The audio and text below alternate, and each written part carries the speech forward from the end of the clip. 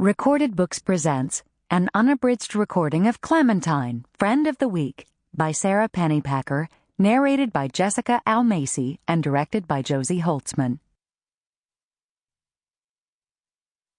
Chapter 1. I couldn't wait for Margaret to get on the bus Monday afternoon. It was the best day, I told her. I got picked for Friend of the Week. I get to tell my autobiography, be line leader, collect the milk money, feed the fish. Oh, yeah, Clementine, Margaret interrupted, flapping her hands at me. We did that when I was in 3rd grade. Margaret is only 1 year older than I am, but whenever she says, when I was in 3rd grade, she makes it sound like way back when I was a little kid, which I'm not anymore, so that makes me the boss of you. I want to learn how to do that trick in case anyone ever lets my little brother into 3rd grade. Your class did Friend of the Week, too? I didn't know that, I said. How come you never told me? Margaret crossed her ankles and looked down to see that her sock cuffs were matched up. When she looked back at me, her mouth was pinched like a raisin, and she had turned a little pink. She shrugged. I guess I forgot, she said. I guess it was just too boring to remember. Friend of the Week isn't boring, especially the booklet. Did you save your booklet? Can I see it? Margaret shrugged again. My mother keeps it in the living room.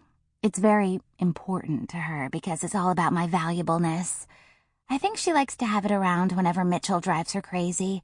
I think she likes to read it and go, whew, thank goodness I have one good kid.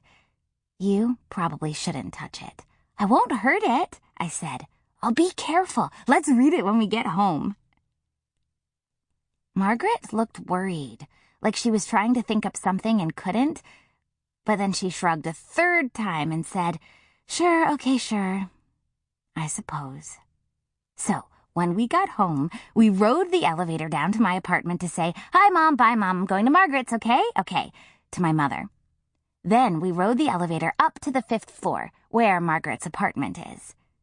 Margaret went straight over to the shelves next to the fireplace. She clasped her hands in front of her, admiring the rows of trophies and awards she had won. Because we do this every time we're in her living room, I knew she wanted me to admire them too. So I clasped my hands, and we stood there having a moment of silence, staring at all the proof of how great Margaret was at everything. There sure was a lot of it. 3 whole shelves of best at this and blue ribbon for that. Sample complete. Ready to continue?